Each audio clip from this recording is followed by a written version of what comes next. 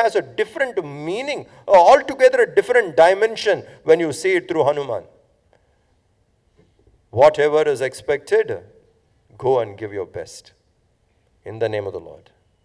You will let me there. You give this responsibility, I'm doing it well for you, O Lord. Any small work, anything, invoking Him through that. This is one way of invoking. There are many ways of invoking, but this is one way, which most people can do. That I have committed to something, noble work, and I invoke you through this work. In the attitude, in the mind, there should be nobility. In the action, there should be nobility. Mind and action together. We can invoke the Lord that way, through our sincerity. It could be anything. Any selfless work done with this pure intention, without any motives and action performed, is such a noble action. One can invoke the Lord that way. Doesn't matter how we started, we can finish it strong this way. And we have that privilege to do. And here, that's how Lakshman was saved, and Lord Ram felt very, very happy because it was Hanuman who saved. The same Ram banishes Lakshman at a later date. Not many people know about this. A very strange situation. Sage Durvasa comes. And when Sage Durvasa comes there, he looks at Lakshman, who was standing, and said to the sage, "You can't get in, sir.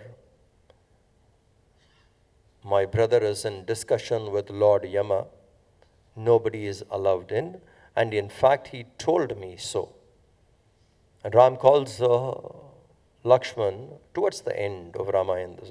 He calls him and he says, "I'm in discussion with Lord Yama, and this is very important because I'm planning to wind up, and I do not want anyone to come in. If anyone comes in, I have to take a stern action, which could be even executing their life." So Durvasa came there. Now he wants to go in, and Lakshman has to say that.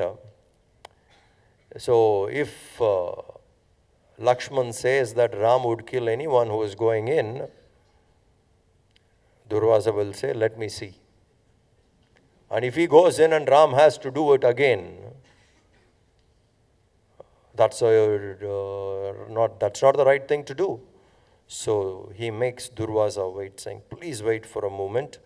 I will go in and inform Ram." Ram probably was waiting for an opportunity. It is here you have to measure Ram's love. Probably was waiting for an opportunity. He saw Lakshman coming in, and he asked Lakshman, "What did I tell you? Anyone coming in, I have to execute them. And why did you come in?" He said, "It is Sage Durvasa outside there. I didn't want to let him in. I thought I will inform you." He said, "Okay. I don't have to kill you. Banishing you is as good as killing you out." Lakshman gets banished. In the eyes of ignorant people, this would be a very cruel action. Emotional, sentimental, they would see it a very cruel action. Lakshman was always depending on Ram, and he was not going in. Because the pointer can be so fascinating that we don't see the pointed. Gurudev used to say, "I am only a pointer, not the pointed." Many a times we watch the pointer and fail to see the pointed. How many times, how many people must have done that? Watching the pointer, failing to see the pointed. So in such case, what one has to do is push that person out. So one falls back. And this is what Ram did to Lakshman, banished him. For the first time, probably Lakshman felt without any support, all alone. What do you think would be the outcome of it? Beginning would have been a painful journey, isn't it? Could have been distressed, depressed. But don't you think that would make him strong finally? Instead of looking at the pointer, he will turn towards the pointed. Which is more important? Looking at the pointed or the pointer? Isn't it? So, that's such a beautiful action of Lord Ram. Not many people understood. Only Lord Ram knew that unless I push Lakshman out, Lakshman will not see the self within. He would be only looking at the pointer. And it's such a joy to be with the pointer. Isn't it? Sattvic joy, knowledge and happiness together. It's a bondage.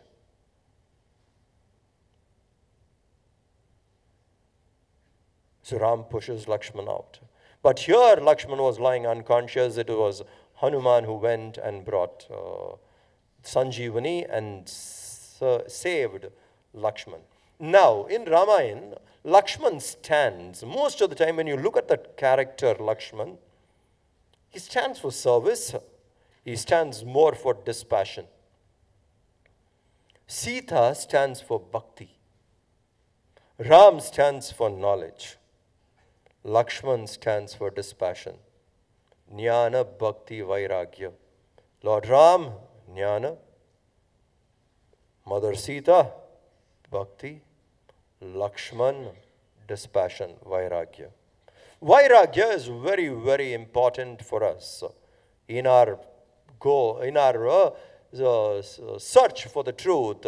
Dispassion is very, very important. Self-control. Without it, we would not get there. Slightly unconscious we can become. Now look at it. Our Vairagya goes into coma now and then, isn't it? Vairagya, what happened? Went into coma. Why? Something came on the way. Dispassion gone. Went into coma. Self-control gone. Now what happened? I am lost into something. We need to save that Vairagya. What can save that Vairagya? Here Sanjeevani. Many scholars have said Sanjeevani is equal to, symbolically, it is deep love, devotion. If we are devoted, our devotion will give strength to Vairagya. Bhakti will strengthen our Vairagya. If that is not there, then we can't walk on this path. We would get distracted and gone.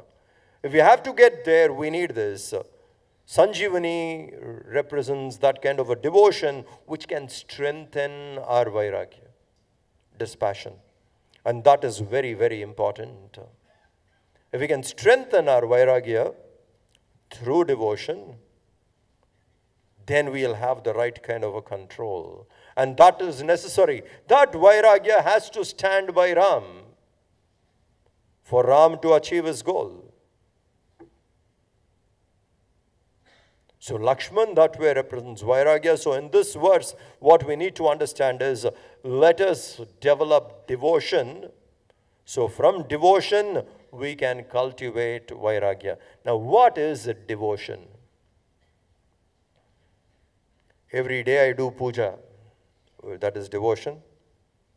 No doubt it is. But are you doing it fully involved? Or you're doing it namesake? One side television is on, and another side puja is going on. And now and then you watch the television. Oh, okay. Puja can't be like that, isn't it? That is not devotion. That is just a very, very mediocre action. Can't be devotion. Devotion is intense love for the higher. Love for ordinary things is attachment. Love for the higher is bhakti. For material things, it is attachment. For Lord, it is the same love which you have for the material things. When it is turned towards the Lord, it becomes bhakti. So intense love for the higher will give us will strengthen our vairagya, which is necessary for us as we walk through this path. So Sanjivani means the devotion strengthened, retrieved back the vairagya which went into coma, and after that Ram could get back and achieve his goal. So apart from the story, when we think deep, there are so many deeper, significant messages in it. That's why in the first day I said, our literature is written so beautiful. As a story itself, it can be so inspiring. And you think more, it has much deeper meanings in it. That way Lakshman was saved. That means the vairagya which went into coma came back. So our job would be, somehow we should see that our vairagya doesn't go into coma. If it has already gone into coma, bring Sanjivani and retrieve it back. That is devotion needed. Intense love for the goal will bring back that kind of a self-control. And then one can achieve. Continuing, next verse. Ravan युद्ध अजान कियो तब, रावण युद्ध अजान कियो तब, नाक की फांस सबे सिर डारो, नाक की फांस सबे सिर डारो, श्री रघुनाथ समेत सबे दल, श्री रघुनाथ समेत सबे दल, मोह भयो यह संकट भारो, मोह भयो यह संकट भारो, आनी खगेश तबे हनुमान जो, आनी खगेश तबे हनुमान जो, बंधन काटी सूत्रास निवारो, बंधन काटी सूत्रास निवारो, को नहीं जानत है जग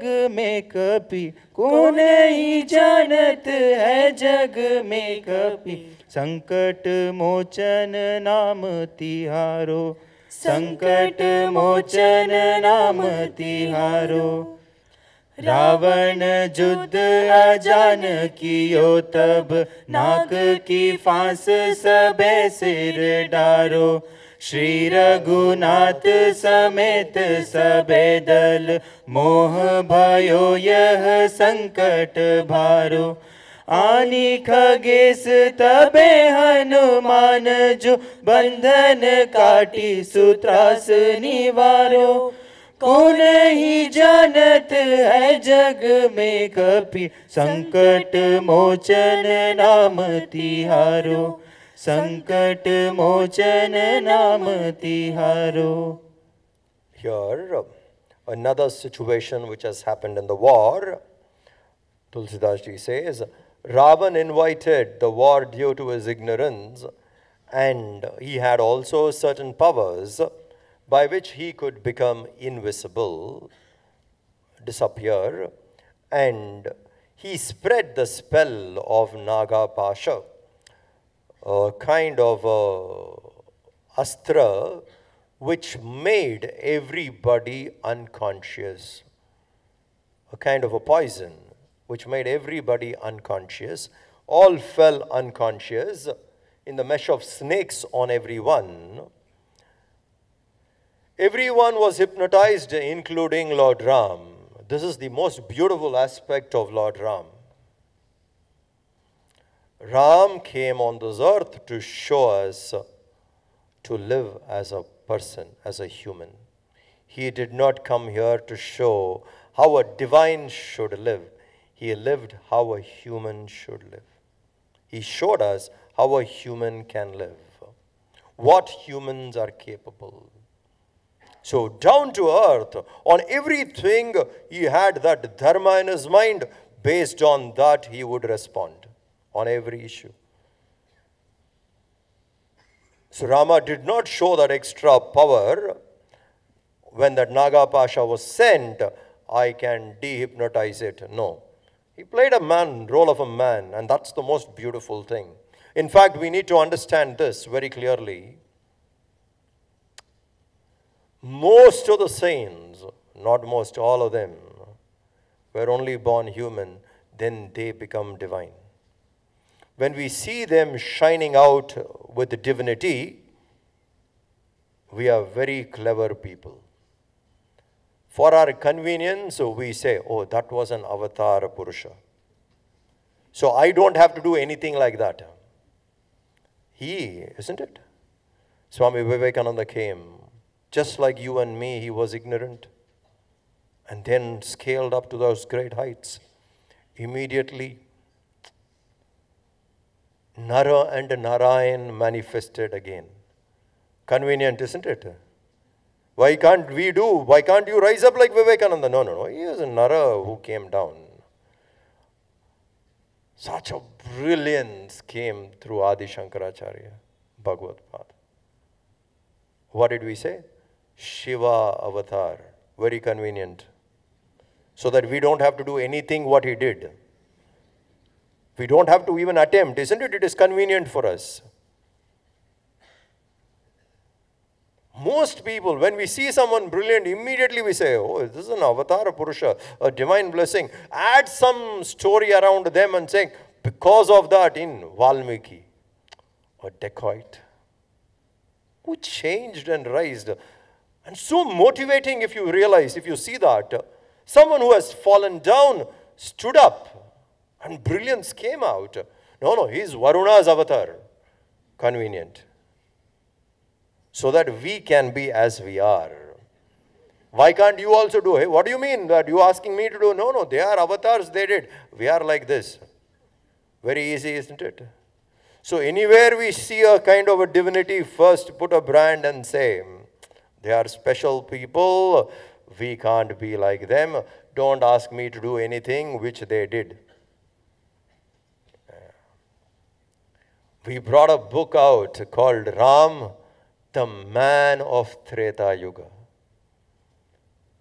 Undoubtedly an avatar, but he lived as a man. Went through everything the man could go through. Responded every time how a man should respond. And that's the brilliance of Ram. The man of Treta Yuga. It's a beautiful book where we have such striking informations which otherwise you don't see unless you do a detailed study. Like I'll give you two incidents which shows the perfection of Ram as a man. This book is based on the 108 names of Lord Ram. And every name is so inspiring. So there's so much to learn from every name. I'll just give you two incidents which we have written down in this book. One is when Ram goes to Lanka, destroys Ravan, finally kills him. Vibhishan has to be made king. He calls Lakshman and says, Lakshman, you crown Vibhishana. Lakshman crowns Vibhishana, not Ram. Why? I'm a man in exile. I cannot crown a king. Because I am a man in exile. Whereas you came voluntarily, you are not a man on exile. It is not imposed on you. You took it on yourself. You're fine, you do it. You are still a prince. Not I'm a person exiled. I can't do it. You see such small details. Look at the quality of dharma as a man. What is right thing to do? And his love for Bharat, you should see. When he returned from Lanka, when he came down to Bharatwaj Rishi's ashram, and from there he has to go to Ayodhya, and they were using Pushpaka Viman. So it stopped in two places, one's in Kishkinda, and second halt was in Bharatwaj Rishi ashram. And from there, again it took off, stopped at outskirts of Ayodhya, and Ram walked into Ayodhya. So before the flight could take off, he calls Hanuman and says, "Oh Hanuman, go inform Bharat that I'm coming today and watch his face. See if you can see any reaction on his face that maybe Bharat has developed attachment to the kingdom. 14 years you're ruling, 14 years on power, nobody wants to quit. Anytime you and possible, he's sitting there on power, 14 years. So easy like that, just watch his face. If there is a touch, even a mild touch of sorrow, let him be the king, will go away. Now that is love, you understand? It's not that he was looking at Bharat bad, he was looking at him as a child. Possibly, it's a playful thing, a power, he's attached to power, a toy. Let the kid have it, I'll go back. That's his love. He calls Hanuman and says, Valmiki writes about it. Takes him out and says, watch his face, see his reaction. Notices. So Hanuman goes there and looks at Bharat. Bharat was more happy than anything else, saying, I've been waiting. Had he not come today, you wouldn't have seen me alive tomorrow. I would have finished my life. Because I told him I will take care of 14 years only from the day of his departure. 14 days only, 14 years only and not a day more. And Bharat didn't even enter. He stayed outside, Nandigram. Didn't enter the palace. Only Padukas went and sat on the throne. Bharat was sitting outside. Ayodhya in the outskirts, like a mendicant like Ram, accepted life in exile. And he lived there just like him. But this information that he takes him and saying, in case if he is slightly attached to it, let him have it. Now that shows the greatness of Ram's love. Now we have these kind of things because here he responded as a man. So naturally when when Ravan shot that arrow and hypnotized everyone, he did not show himself as an avatar. He allowed himself to be hypnotized. Let us see where this play continues. It's a play after all, and he was part of it, and he said he allowed himself hypnotized, saying, let's see what happens next. Only person who could not be hypnotized was Hanuman. For his own self-control and the vigilance with which he stayed. And he understood, this is the poison of the snake. People are going to be in numb position for a long time, which is not good. Something needs to be done. Narad Rishi comes at that time. Sage Narad comes and says, listen, this is not an ordinary situation. It's a very deep, immediate action has to be taken. You go and bring Garuda. So Hanuman moves up quickly and brings Garuda.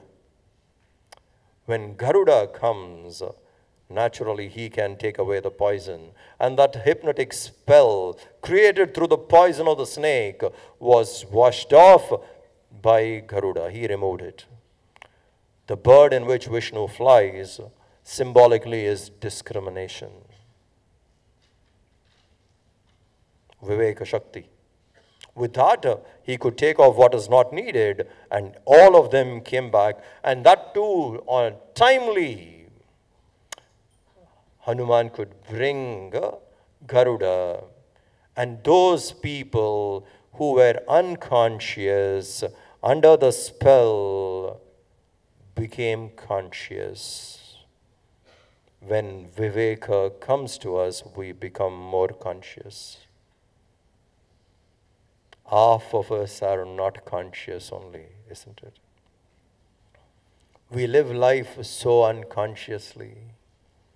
How many of us are conscious of what we do? Meditation is all about being more alert, being more conscious on everything we do. Attentiveness. We need to be attentive on what we do. Many of us are not attentive. We live unconscious most of the time. Our mind not there, isn't it? Body alone there, mind not there, unconscious. Once I was with a group of people on a sanctuary where you have a lot of elephants. And as we were entering, one stray elephant crossed the road. Elephant. So I was sitting in the front of the jeep and I said, hey, look, there is an elephant. One person sitting behind in the car said, where, Swamiji? Hey, I didn't show a squirrel. A squirrel I can understand. There you saw a squirrel. Where? Elephant. Where, Swamiji? Where's your mind? Are you conscious? How unconscious we are. Most of the actions which we do are all unconscious, mechanical. We are not conscious of what we do, and that is very, very important for us, to be conscious of what we do. A seeker can't live mechanical life. A seeker can't do actions unconsciously. A seeker has to be conscious. Most of the actions, what we do, are all unconscious. Isn't it? Because most of the actions which we perform are all mechanical actions. Repetitive actions. Same action again and again and again. Same thing we do. So naturally, so repetitive they are. Please think. How repetitive is our actions from morning till evening? You get up in the morning, brush your teeth, mechanical. Take bath, mechanical. Eat food, mechanical. Put on clothes, mechanical. Say, once you meet somebody, again you say, mechanical. Hello, Hari Om, very mechanical. Most of the actions, what we do are repetitive actions. When we are doing repetitive actions, mind is involved with something else. And action happens. So in that action, mind is not there. If mind is there, we are conscious of that action. Because it is repetitive, mind not involved, it goes away.